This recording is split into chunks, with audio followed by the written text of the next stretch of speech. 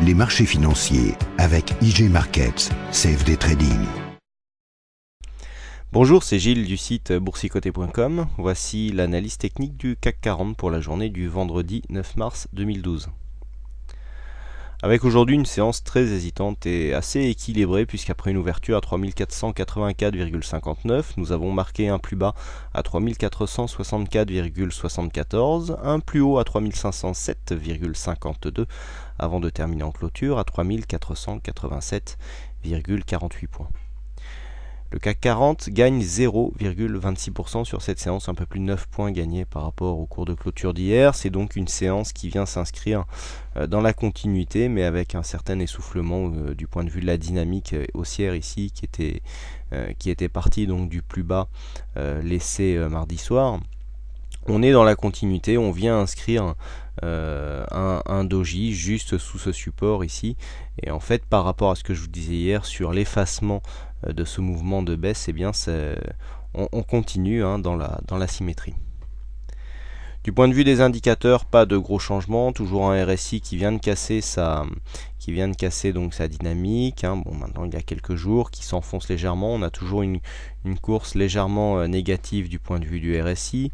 Le stochastique, quant à lui, est en train d'annuler son signal baissier. C'est bien normal. On a une grosse dynamique qui s'est déclenchée mardi. Mercredi, elle a commencé à s'atténuer et jeudi, vendredi, aujourd'hui, on a clairement eu une annulation puisque nous sommes revenus sur les niveaux, quasiment sur les plus hauts niveaux de la semaine. Donc ici, un signal encore une fois annulé prématurément du point de vue du stochastique et au niveau du MACD. Bon voilà, on reste en évolution positive, donc en continuité avec ce que nous avions eu hier. Le MACD qui, je le rappelle, nous indiquait un retournement. Une petite baisse des volumes qui vont dans le sens même si les volumes restent dans la moyenne, donc qui vont dans le sens d'une accalmie du point de vue de la volatilité, avec une volatilité justement qui revient dans la moyenne. Donc bon, pas beaucoup de choses. Alors ce qui est très intéressant, que je vous avais dit hier, nous étions partis sur un gap refermé sur ce Moribosu, avec donc ce gap ici qui était partiel, puisque le gap initial ici avait été ouvert. Il avait été partiellement fermé par cette bougie ici qui était venue marquer son point bas à l'intérieur même de ce gap. Le gap avait été refermé, on a rouvert un gap similaire, comme il avait été laissé. On a marqué on a marqué ici une petite bougie de retournement. On a effacé ce Moribosu par un Marubosu ici.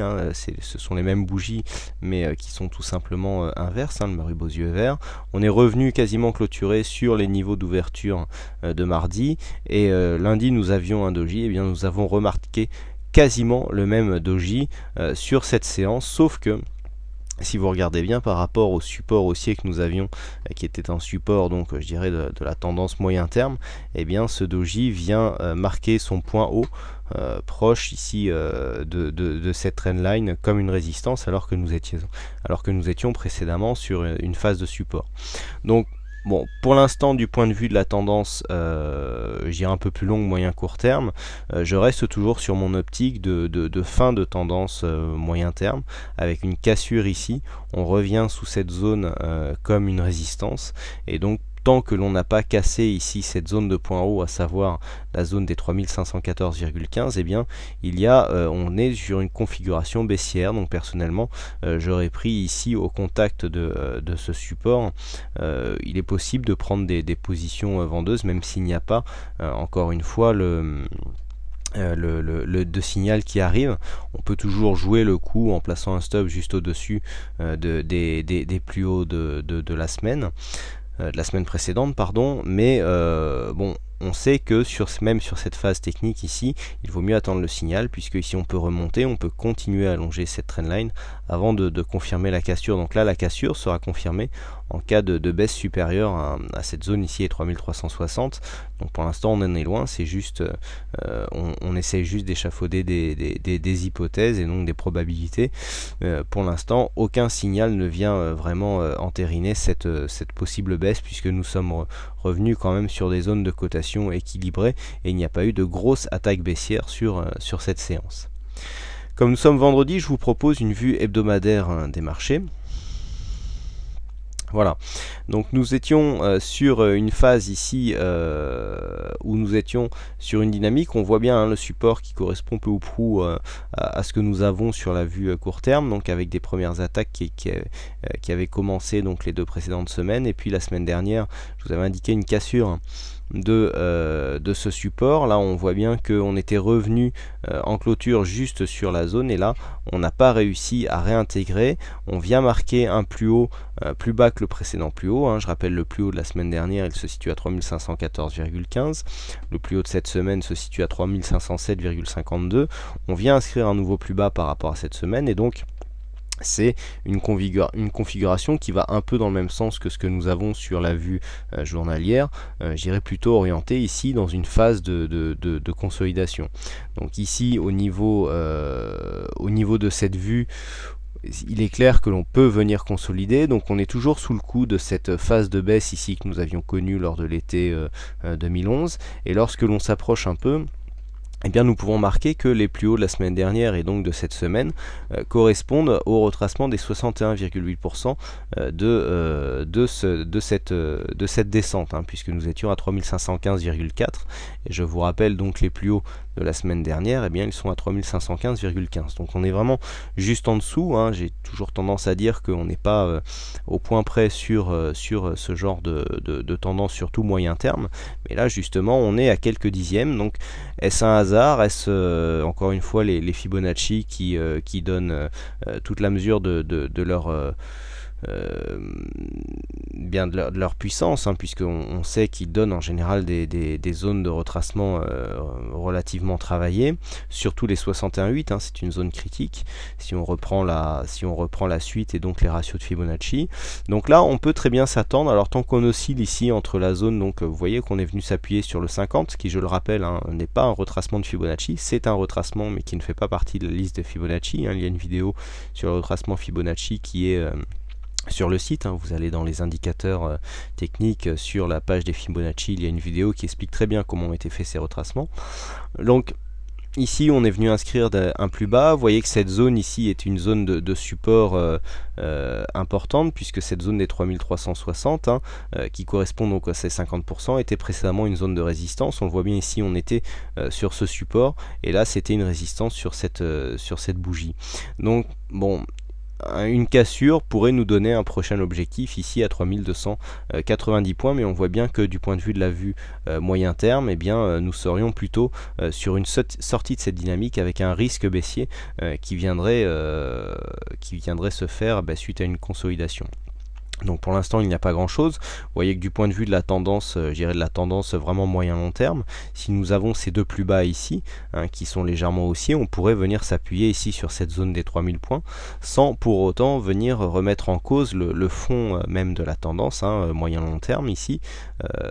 Donc bon, pour l'instant il n'y a pas de gros risques, hein. Vous voyez ici ce sont ces deux précédents plus bas qui nous donnent ici une projection par ce support d'une zone de consolidation possible.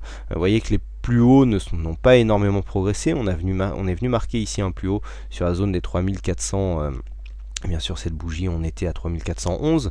Ici, la zone de plus haut se situe à 3514, donc à peine 100 points plus haut à quelques mois d'écart.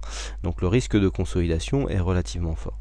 Hein, voilà ce que l'on peut dire donc sur cette vue hebdomadaire. Des signaux, des indicateurs qui iraient plutôt dans ce sens-là, puisque vous voyez ici le MACD qui s'est infléchi, hein, qui prend une direction baissière. Ici, le stochastique, on est toujours sur cette dynamique au niveau du stochastique, mais vous voyez comment nous sommes proches ici du max et donc d'une valeur largement surachetée, hein, 97, et puis au niveau du RSI, là on est toujours sur le stochastique, au niveau du RSI, donc nous sommes toujours sur cette dynamique, mais il y a des indicateurs qui commencent déjà quand même à se retourner. On est très faible au niveau de la volatilité, par contre au niveau des volumes on est dans la moyenne. On est sur le haut, hein, la zone des bandes de Bollinger, donc là on a très peu du point de vue de la tendance moyen terme, on a très peu hormis un gros mouvement très puissant, un peu comme ce que nous avons eu là à la baisse, on a très peu ici de potentiel, hein, pour venir continuer sur ce mouvement haussier. Donc là c'est vraiment d'un point de vue moyen long terme une phase de consolidation qui prend la part de probabilité. Voilà ce que l'on peut dire sur cette analyse technique. Alors, suite à une question, j'aimerais développer un petit peu et terminer sur cette analyse sur une figure qui avait été, dont on avait parlé il y a quelques temps, mais qui, à mon sens, même sans être invalidée, a perdu un peu de sa puissance. Il y avait ici une tasse, hein, on a eu une discussion avec un membre ce matin, on a eu ici une tasse avec anse, on a eu une cassure ici sur un gap, mais après on voit que la montée, normalement, après ce genre de figure, on attend une montée un peu plus directe. Là, on a perdu un peu de la dynamique, hein. Normalement, il faudrait que l'on ait ce genre de dynamique ici du côté de la anse, ou du côté de la tasse ou du côté de la anse, pour essayer d'aller rallier cet objectif là. On sent qu'on y va, on a perdu la dynamique de cette figure, hein, puisque sorti de cette figure, on a perdu ici les phases dynamiques. Encore sur sa première phase ça va, mais à partir de là on est vraiment venu sur une montée beaucoup moins forte. Donc l'objectif pour moi n'est plus valide, puisqu'il y a une question de timing, hein. C'est sûr que si on a un objectif approximatif de 3550. Si on va à 3550, ça sera pour d'autres raisons. Ça sera à mon sens pas une validation de cette anse avec tasse.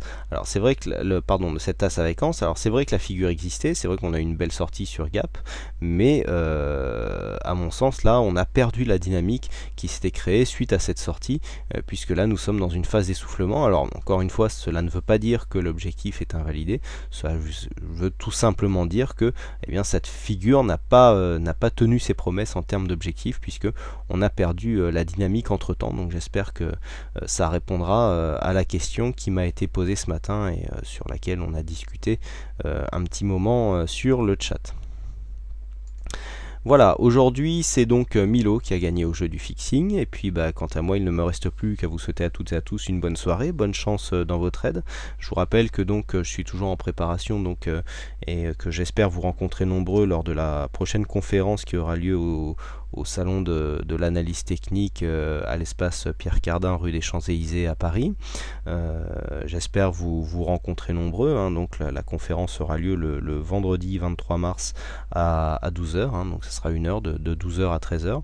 J'espère que vous viendrez nombreux assister à cette conférence au cours de laquelle, je l'espère, je pourrai vous présenter un indicateur ainsi qu'un robot qui pourrait vous permettre donc de couvrir vos portefeuilles actions en actionnant des positions vendeuses sur le CAC, mais je vous expliquerai tout ça le 23 mars. Voilà, je vous souhaite à tous et à toutes une bonne semaine, un bon week-end. Bonne chance dans vos trades et je vous donne rendez-vous dès la semaine prochaine pour de prochaines analyses vidéo. Bonsoir à tous. Les marchés financiers avec IJ Markets, CFD Trading.